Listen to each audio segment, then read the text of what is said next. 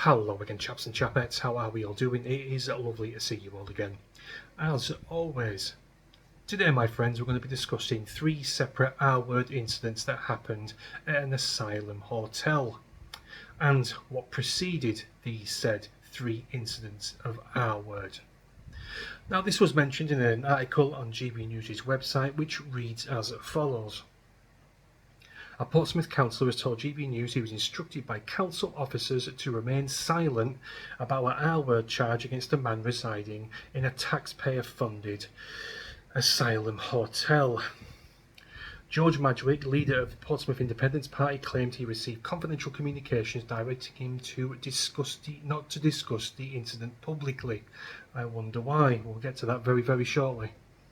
I received a confidential email from council officers which basically said, "This is what has happened, please don't say a word," Madgwick stated. The case forms part of 3 R-word cases where suspects' accommodation in asylum facilities was allegedly not disclosed to the public.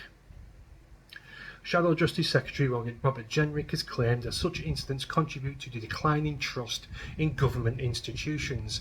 It is through the floor. I don't think it can decline any further. You are shot to shit, you are on your ass, the public opinion of you is diabolical.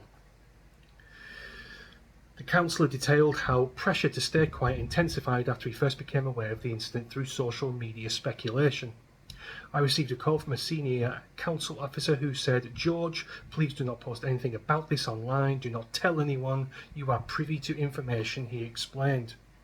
When Madgwick posted a vague Facebook status about handling confidential information, the response was swift. At midnight that night, I got a text on my personal mobile from a council officer who basically told me to be quiet and not to say anything, and remember, I am guided by the code of conduct, he said.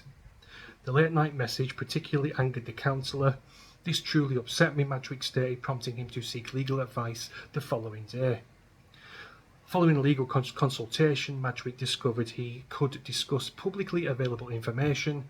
"I was advised that anything I can find that is in the public realm I am allowed to talk about," he said. Now, guys, this country is known for repeating bad history. We all know what's been going on with the Pakistani R-word gangs. Many people shoved their heads in the sand. A lot of whistleblowers were told to shut up or paid off. Whatever the hell happened to them, it just never got out to the public. And do you want to know the reason why? I'm pretty sure you all know the reason why. I'm going to sit here and explain it to you anyway.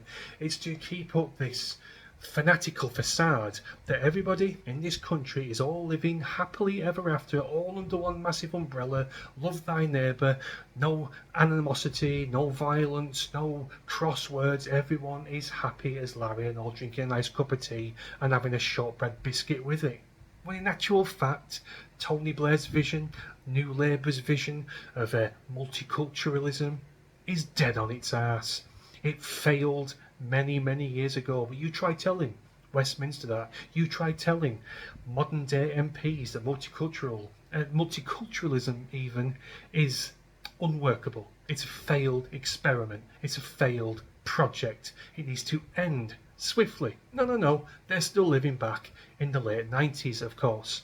I can only dread to think, guys, I hazard a guess what other things in the past have been kept quiet and quietly shoved under the fucking rug where no one knows what the hell has gone on. It will come out in about 10, 15, 20 years down the line, and yet again, similar to the Pakistani R-word gangs, we will all be fucking disgusted, and the opinion of the police and the higher echelons of governments and parliament and all that shit will just simply be unrepairable. There's no, like someone said in my comments a few days ago, there's no voting your way out of some things. I don't think you can vote your way out of this. No matter who's in charge in Westminster, there'll be doubt, there'll be distrust, and that is going to be extremely difficult to remove, especially when stories like this keep cropping up.